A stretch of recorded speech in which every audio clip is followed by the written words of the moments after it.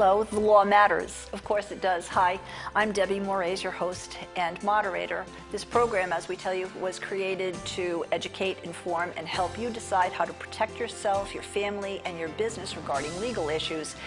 It's information and resources that may help you to manage some issues yourself, or if you choose to use professional counsel, you'll be better prepared, and so will the professional counsel you select. Either way, of course, our goal is to help you save time, save money, and achieve the best possible results. Once again, we welcome and thank Attorney David Bazar from the Bazar and Associates law firm in East Providence. He continues to share his insights, his anecdotes, and legal information with us. So today, police are headlining the news daily now.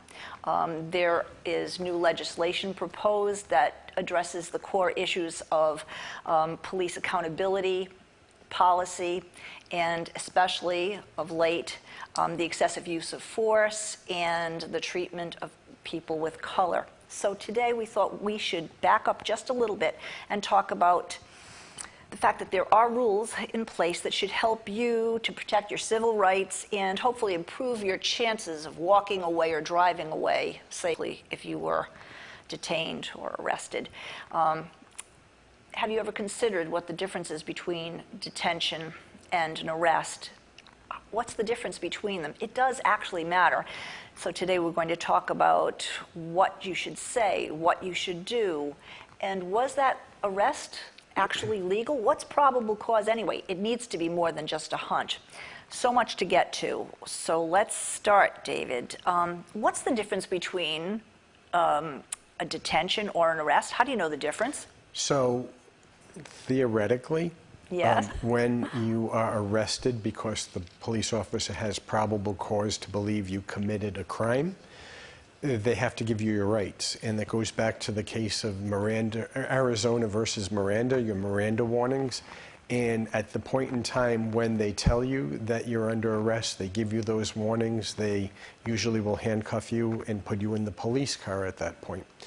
So a detention would be you're driving down the road, you see those lights behind you, you don't really want to see those flashing, and so hopefully he's going just to go by you because he has to go somewhere, or she, but nope, it's you and they're pulling you over. And so now they have some reason to believe that you may have violated the law, whether it was speeding or operating under the influence or something of that nature. So they're entitled to pull you over, detain you, and gather information. And at that point in time, you're not under arrest, but they have a right to detain you for a reasonable period of time while they investigate what they believe may be a potential crime. You started out by saying theoretically, but we know the theoretical isn't always what happens in everyday occurrence. I actually read somewhere that sometimes police can unintentionally arrest you. I mean, do what they do without actually saying that they have arrested you, Mirandizing you. Yeah. How does that play out? Well, sometimes as part of the detention, they'll ask you to sit on the curb or handcuff you if they have concern about their safety. And now remember, we are in a situation where there's a lot of issues going on with policing, and there are some bad police officers. Most of them are not. And most of them know the rules, follow the rules, and are really good public servants. So let's not paint a broad brush with everybody. Sure. But even you know, a good police officer who's doing his job sometimes will have to do things that don't follow black and white rules of law, such as trying to protect himself by handcuffing somebody before they're arrested, which for their safety, they can do that. But at what point in time does it cross the line into you're under arrest? It's not, and when do they have to give you the Miranda rights? Those are some areas that you have to understand a little bit better and follow the rules on. Sometimes. I mean, it certainly makes sense in the theory that says police officers can't just take a hunch and say, you have to stop, you can't go here, we're going to be taking you into this room, not that room, out of your car, and all the rest of this business. But reasonable suspicion versus a Probable probable cause. cause is very different, and of course, more shades of gray than ever now. Right. So, yeah, so take the person who's driving down the road and swerves, and there's a police officer behind you, if you swerved, and you had a tail light out. So now, do they have reasonable suspicion to pull you over? Yes, probable. Your tail light's out is enough cause really in and of itself. The swerving might be. Now, they pull you over, did you swerve because you dropped your sandwich and you bent over to pick it up, or because you were operating under the influence? So at that point in time, they had reasonable suspicion to pull you over and detain you and investigate what it is that's going on with you and your car. And if it's, you can show them, yeah, I'm sorry, I dropped really my sandwich. You don't want to say you dropped your phone because you're not supposed to be holding your phone. That, right? And they look at you and your eyes aren't the classic bloodshot and watery, and you smell of alcohol and or pot or whatever else. And you can't, you're slurring your words, which is the next step for them to have enough suspicion to ask you to take some tests. And the tests that they give you, again, you're not under arrest at that point in time. Do you have to take them? No. What should you say? Well, it depends on what your situation is. If you dropped a sandwich, you might say, sure, I'll take them, because it can show that they have no reason to think you're operating under the influence. Fair enough. So at that point in time, if the officer believes that, yeah, you had a tail light out, but there's nothing else going on and wants you just to be more careful, he can say, be more careful, and here's a tag. It's like a 10-day tag, I think they call it, or something like that. It's free to go and get your light fixed without giving you a ticket for it. Sounds right. That sounds very logical. There's something that's referred to as the investigatory stop, which is supposed to be brief and cursory, or you found something and then it blows up a little bit and plays out differently. Brief and cursory. I'm thinking that that's a very amorphous situation, because who determines what's brief and what's cursory? I mean, if they stop and frisk you, I think it might not be brief and it's certainly not cursory. But how does someone deal with whether something is brief and cursory, David? Well, let's still follow with that example. If the officer comes up to the window and doesn't find any of those telltale signs that there's someone driving under the influence of drugs or alcohol, and what they typically will do at that point in time is ask for your license and registration, insurance perhaps, usually, and then they go back to their car. And it seems like that's never brief. What are they doing back in their car? Having that sandwich. Oh, they're going through putting your name in, your registration, your insurance, and seeing if there are any warrants for you. If there's anything else that they need to know that might come up in those computers of theirs, and a lot of stuff comes up, really much more than you think. And there's no warrants, there's no other reason to hold you. The officer has just to determine if it was the light, if he's going to give you that tag, or if he's going to give you a ticket, which usually if you get a ticket for having a defective light or turn signal or other problem with some people, a lot of people drive with coverings on their license plates. Those are in Rhode Island illegal. You can't have those. So he could give you a, if you have that, a ticket, and if you remove those things or get those things fixed when you go to court, the judge will usually dismiss it on corrective action. You didn't have your inspection sticker, you have the car inspected, those types of things. So although it's what the officer may think brief and cursory as you're sitting there and he's running all those things, it doesn't seem so brief. However, that's reasonable, because it's the amount of time it takes for him to do that bit of investigation he or she needs to do to confirm that there's no reason to hold you and to let you go. So while the police officer is doing what he's doing, is it a good idea from the time that you stop the car, maybe turned it off, roll down the window, that you start your cell phone going right away, and either at that time or while he goes back to his car to check out what he needs to check out, you sort of clear out your car of he need not see. Doesn't mean that it's illegal or contraband or whatever, just so that he doesn't have another reason to cite probable cause and detain you longer or make your life more miserable in some way. Is that legitimate? Yeah, and but remember, the police officer at that point's watching what you're doing anyway. Even if he's in the car? How Probably. I mean, he's looking at his computer, but he can see. He can see if you're...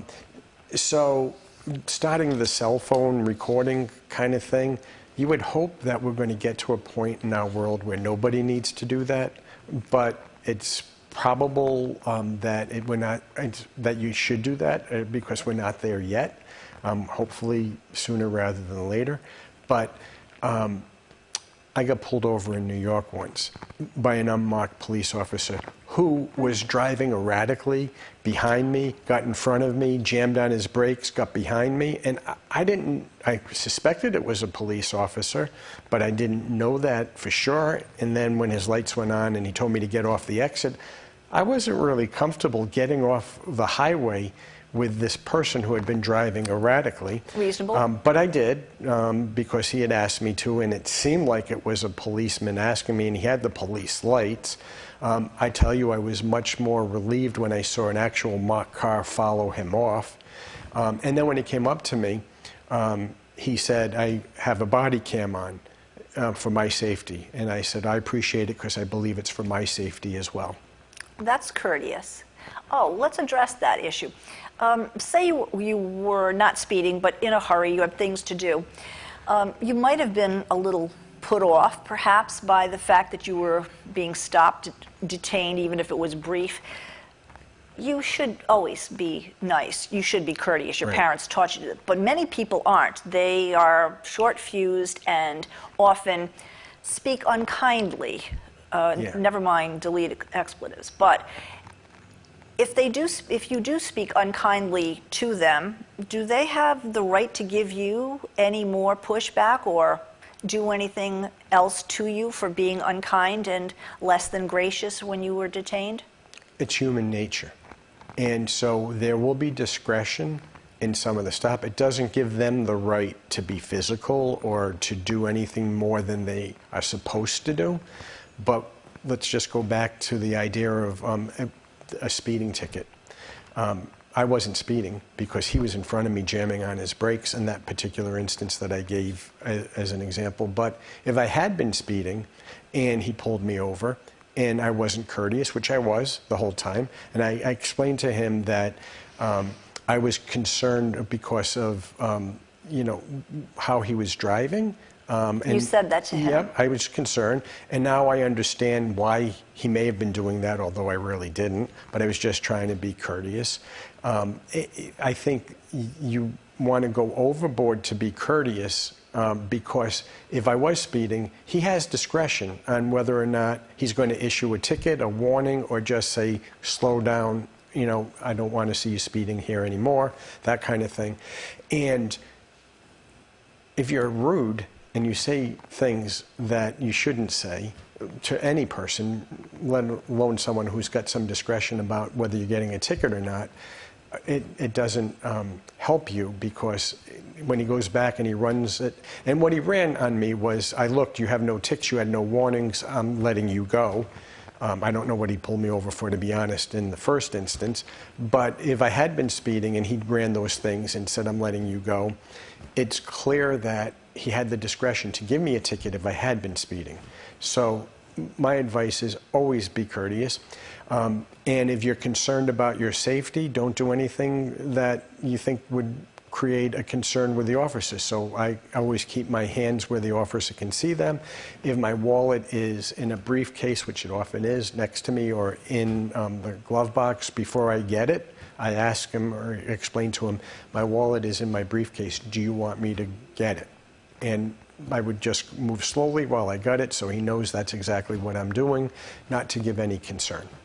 Actually, you bring up another good point. How about my registration insurance card in the glove compartment? I'm reaching over. If I did that quickly, who knows what? Yeah. Not that I'm likely to impose fear in him, but that kind of gesture might be Right. off-putting to someone Yeah, in certain sure. circumstances, I mean, clearly. anybody, the officer should be concerned just about you as he would about anybody else. Yes. And so anybody, including you, should say before you go get it, it's in the glove box, do you want me to go get it out?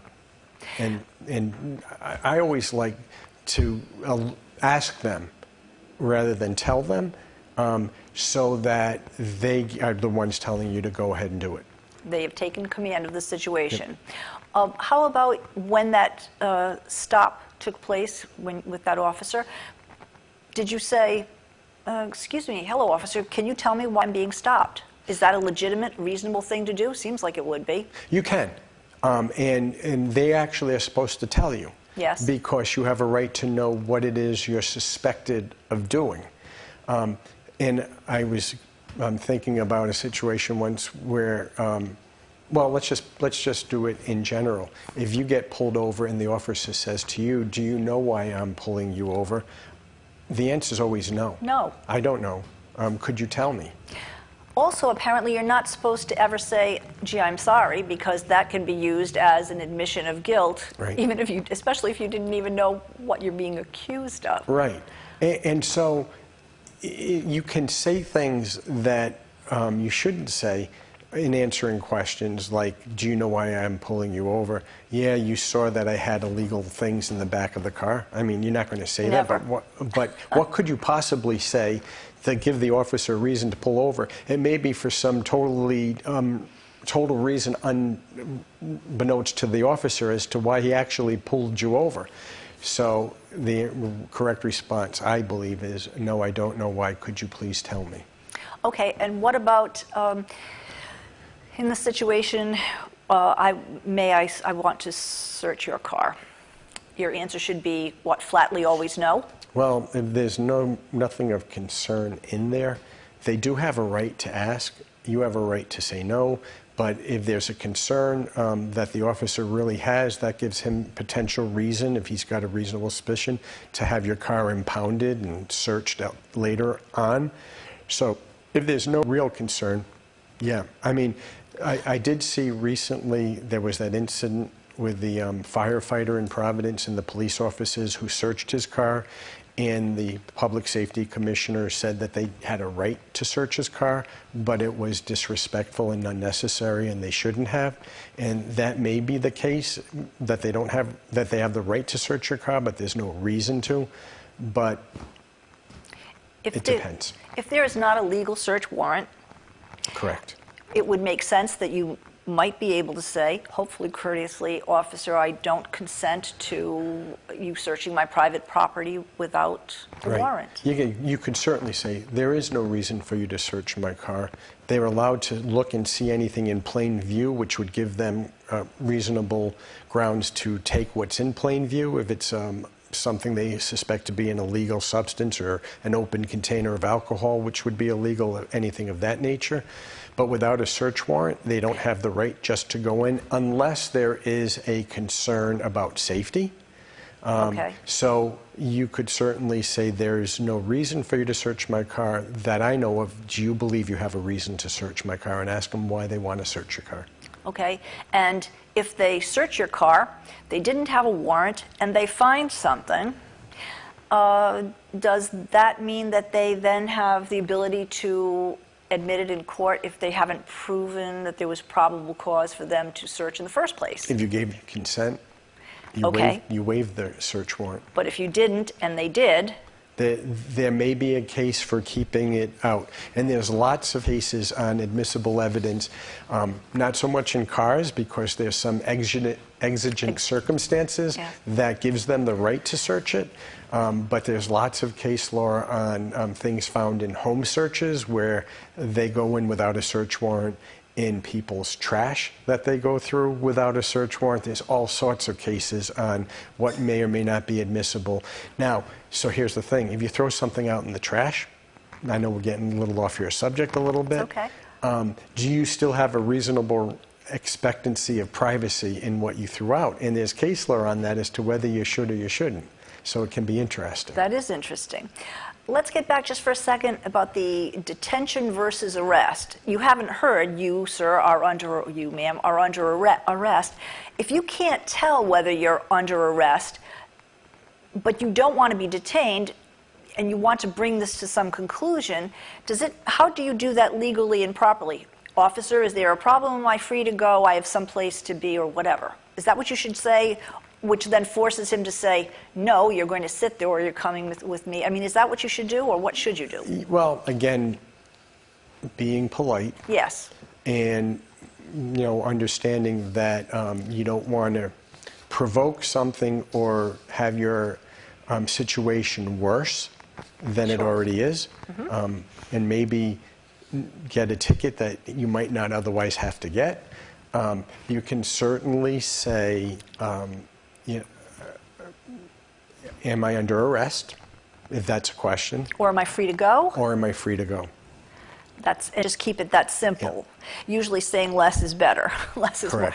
more. And even at that point, when there's not been an arrest, are you in a better place, David, to keep your right to remain silent and ask for an attorney, even if you don't know if you're under arrest and might need one? Well, you don't have to ask for an attorney if you're not under arrest, but you don't have to say anything.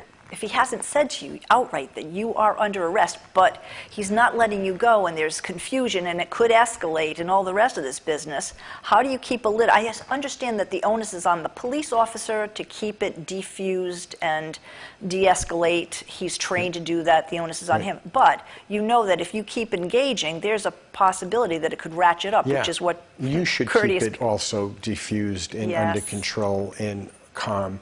And you talked about that you had to be somewhere. If there is something legitimate that you should tell them, like I have a meeting to go to, I'm sorry if I did something wrong, will it be much longer? Legitimate, reasonable. Yep.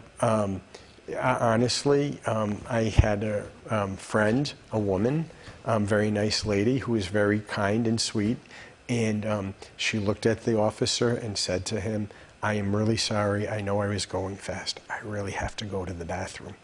And he actually let her go. Did he? And I think she really had to go. Probable cause of a different kind. Yeah, but also, there could be other reasons. If you are driving along really quickly and you have your pregnant wife in the seat next to you who's about to deliver, tell the officer that. And if it's, be honest, don't make things up. He might even help get you to the hospital quicker. So I understand if you are under arrest, you should never resist arrest. You should go, be compliant. We are hearing more and more about situations where, say, someone had been arrested before or they were in jail and they were out on parole. So many of them don't want to go back, understandably, even if there's something that was questionable that happened. That resisting arrest is often a very big trigger point right now. It only makes it worse. Yeah. So, again, it's hard because you're going through a lot of different things and you've been there, you don't want to go back, and but it's only going to make it worse. And the police officers should also understand that and try to de-escalate it and say, listen, I need to arrest you, let's just do this, and hopefully we can expedite it at the station, and if you're entitled to bail, get a bail bondsman. If you're not going to be entitled to bail, we'll process this as quickly as we can. Is that ever true? Do they ever process those things quickly? Isn't that whole detention process a prolonged and dragged out ordeal or not? It can be. It can be. It can be. Actually, we don't have much time, but what is that like? You are handcuffed, please go peaceably, you go down to the precinct, and then what unravels there? So let's say you're a violator, a bail violator or something of that nature, and you're being brought back in now because you had done that. They actually can hold you in Rhode Island. I think a violation is you are entitled to a hearing, but it can be as long as 10 days before you get your hearing. Oh my goodness. So what about your right to get a lawyer? Does that make it fast-tracked much at all or not at all? There can be some potential, if the lawyer can look at the facts and see and say, wait, there's a mistake here, something didn't happen the way they said it happened, you might be able to get the lawyer to be able to go see a judge to get something done quicker, but that doesn't necessarily force it to go quicker. Okay, one other thing, legally, when a police officer or someone who is arrested you said, now if you cooperate and tell us things, it'll go much easier for you. I've heard that even on television series, of course. I understand it goes easier, but it might go easier on the police officer who detained you or arrested you. Yep. Should you ever be talking to someone without that lawyer present? No. Is that part of remain silent? Depending on the situation, probably not. Because if there is something that they can potentially say you did and we're going to go easier on you for that, what do we often say, get it in writing? Well, I think you want a lawyer there to make sure that it's done properly. And he would get it in writing? Probably, yeah. When you go into a jail cell, isn't it true that they remove all of your personal belongings? I don't know if I guess they remove your medication too, correct? Probably, yeah. And your Sure they do. phone and your Yeah. license and the your rest. belt. And your belt. Is there a time when that escalates to, we hear about what happens on the street and some terrible things have happened of late, of course, but once someone is in a precinct, is there usually an issue about police treatment right at that moment too, David? There can be, and hopefully not. Do we have precincts? I think we call them stations. Stations, but we hear precincts You're from too. New York. Yeah. But yes, I think the same rules apply. You need to keep calm. They need to keep calm. What do you do when you see that things are escalating? If you are just an average person, is there anything, it may not be a legal issue, but what can you actually do to help diffuse a situation, David? Yeah, so it's human nature. And the more you get worked up, the more the other person's going to get worked. So you can just try to say, listen, I understand I was getting out of control. I'm calming down. Please calm down as well. You know, it's hard once it starts escalating, but you just try to take it back a notch. If you want to decompress the situation too, I guess at times if you say, I am not resisting arrest, Right. hopefully that will Yep. eliminate needs Yep. of guns and tasers Or and handcuffs. again, maybe. put them back in control. Tell me what you want me to do. That's very good advice. It's very good advice. We hope that these issues are going to be legislated and dealt with as they should be. But in the interim, we cover this topic, hopefully not just from a legal standpoint, but also just in a practical standpoint. We appreciate the fact that you've tuned into the Law Matters, and we hope you'll continue to do so because, as we say, law matters to you.